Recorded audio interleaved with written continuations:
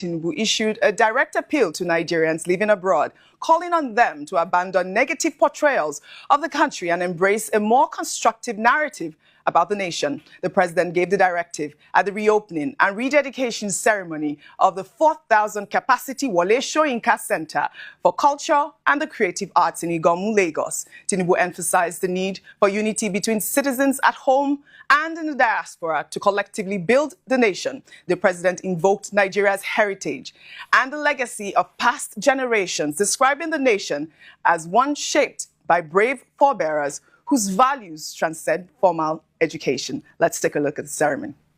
Nigeria in diaspora, stop talking about Nigeria in an ill, negative tone.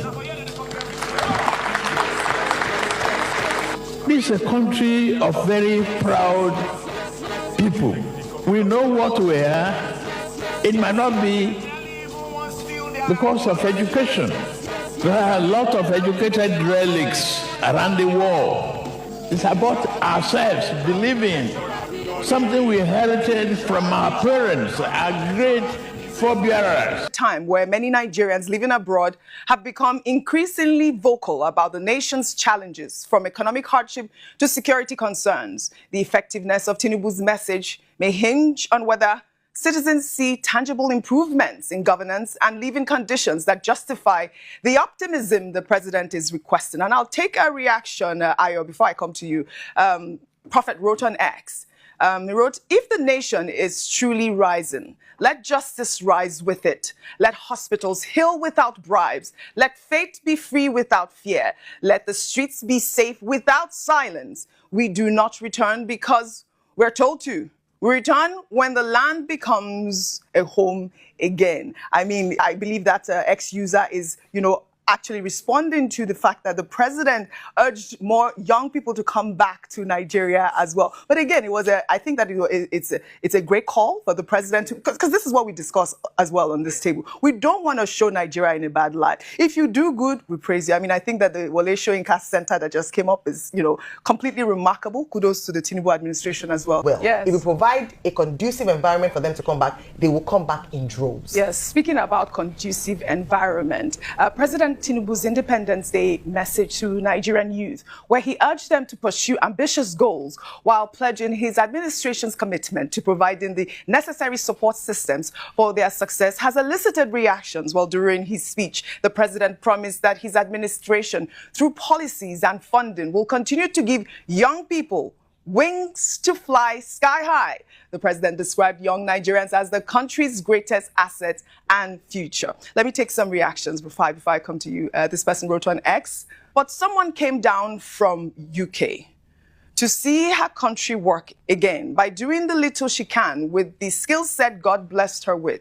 Yet she was murdered in the heart of the capital territory of Nigeria. For someone staying in a location as big and expensive as Katankwe Extension should let you know that the said person isn't a small nor a middle-class person, but above the high class. Yet we come out to celebrate Nigeria at 65. Another ex-user wrote, that's a very ambitious and hopeful message, but the real test will be whether the promised support actually translates into lasting opportunities on the ground. Nigerian youths have heard plenty of encouragement before. What they really need are consistent policies, jobs, and an environment where innovation can thrive without being stifled. You know why this reaction is coming this way is because obviously we've heard our past leaders promise these amazing opportunities for our young people. The president spoke on the back of the idea that, he's going to, offer about 500,000 young people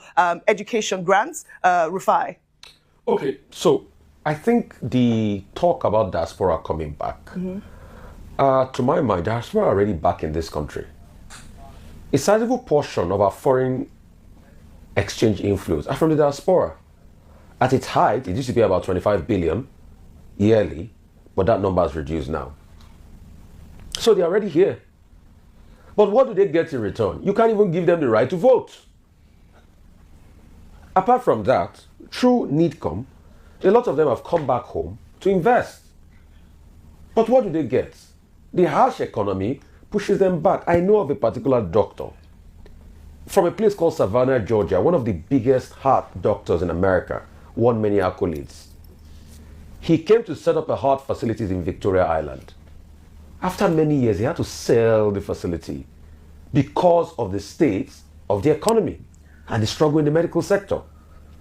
So they talk about urging them to come back. Like Davido asked, what are they coming back to? And that's a big question. Is there an economy? Is it insecurity, like happened in Kwara, where the governor is helpless? And we are not saying anything about that? People are fleeing? Is it the fact that bandits that have a good time meeting, granting press conferences, taking photo up with governors of states? Is that what they're coming back to? Yes, we know Nigerians are bright, they are innovative. But the last part is their country fails them.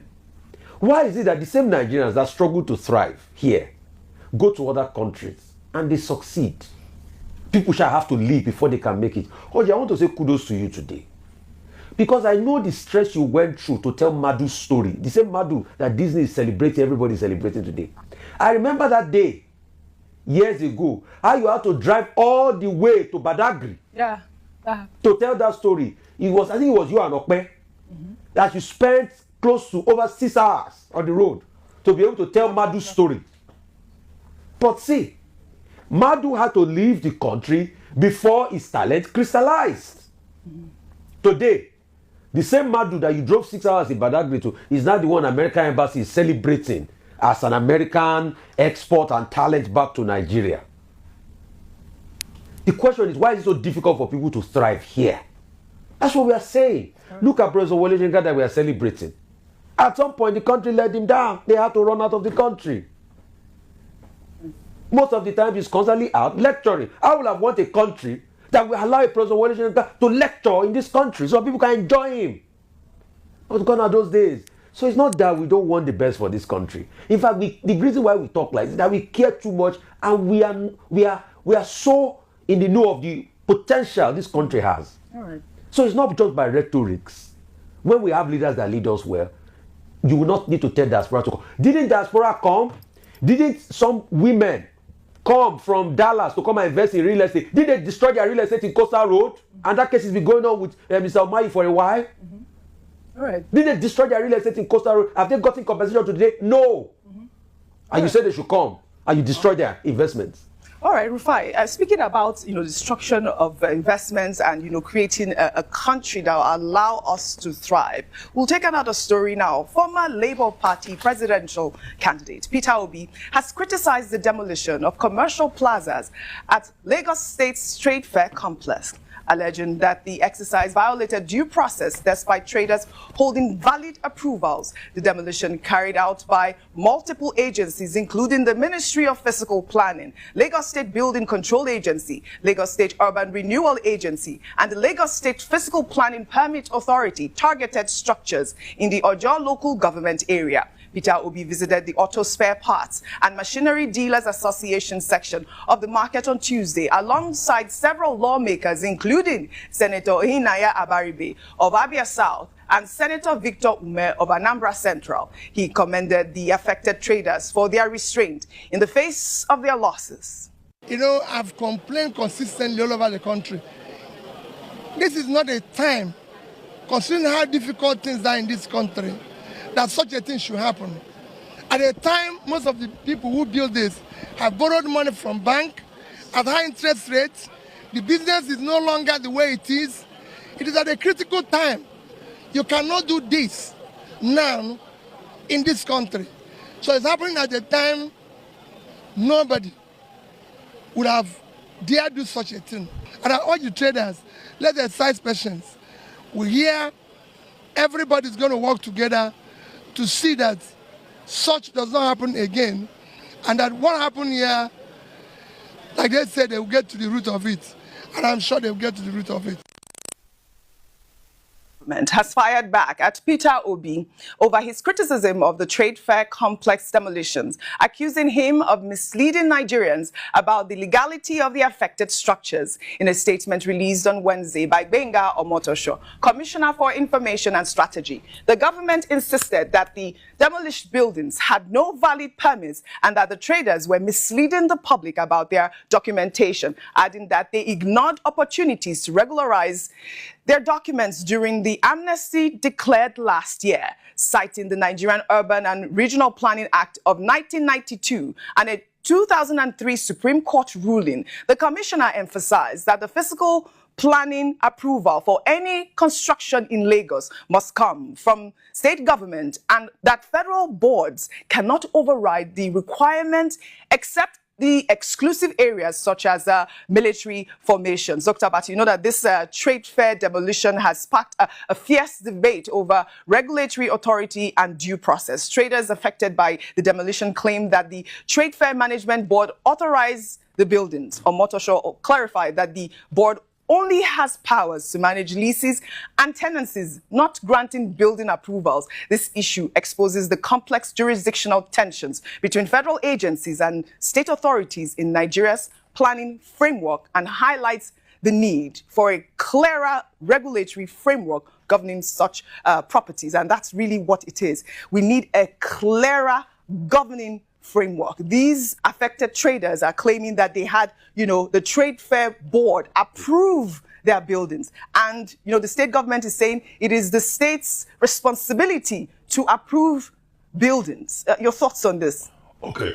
Look, let me start with Gbenga Omotosho, who is the Commissioner for Information.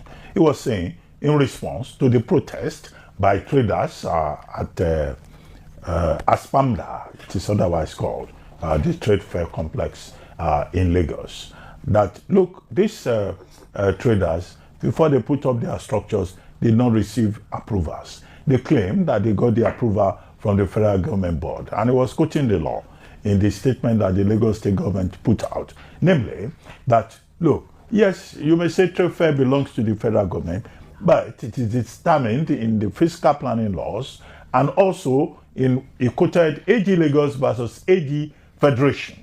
That is the Lagos state government who has control over buildings and all of that. And as an attempt had been made previously to reach out to the traders in Aspamda at the trade fair complex, and they just ignored the Lagos state government and said, we don't have any control, we don't have any business with you.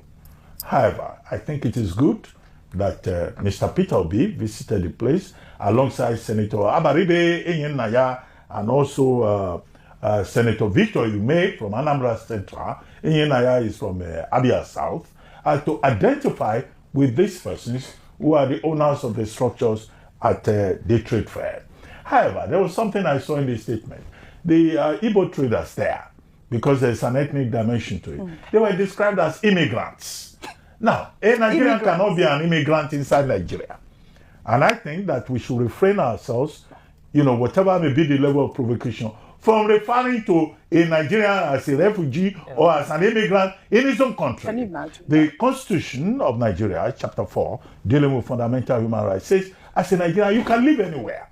So this indigenous settler thing has to come to an end. And those who are going on social media referring to Igbos as immigrants in Lagos should know that they have the right to be in Lagos. Just as, where is that your village? Oh, okay, you are from I'm Lagos. from Lagos Island. Okay, she is the one who may be described as an immigrant. But I live in Lagos. Mr. Peter Obi made the point by saying that even when government is insisting on laws, insisting on rights, government must operate with justice, with humanity. This is it. With a human face. This is it. And I think that's just the bottom line of it, so that we do not get all of this reduced to the level of ethnicity. As for Professor Wole Soyinka, I think, this is a major achievement for President Bola Ahmed Tinubu. And it's a great credit to the Gowon administration, to the Obasanjo administration, and to everyone involved in this revival, not just of a building, not just of a monument, but of a national pride called the National Theatre of Nigeria. And also to the Bankers Committee, and also to Emefiele, who has other issues with the government, But perhaps this is one thing that we will be remembered for being governor of the central bank, because it was under his watch that all of this was galvanized, and the Lagos State government gave support. Right. Professor Wole Soyinka deserves the honor. He says he receives it with mixed feelings and with a sense of nostalgia, but I think it's important that that cultural symbol is named after a man who not only won the Nobel Prize in 1986, but who is also a global citizen and a major source of inspiration for generations of Nigerian literary students and workers, including the speaker. Fantastic. As for President Tinubu saying Nigerians abroad should come back home, they should believe in Nigeria. Yes, Nigeria first. We all believe in that. But this country should be made an attractive environment. This is it. We want Nigerians to come home. Do we have electricity?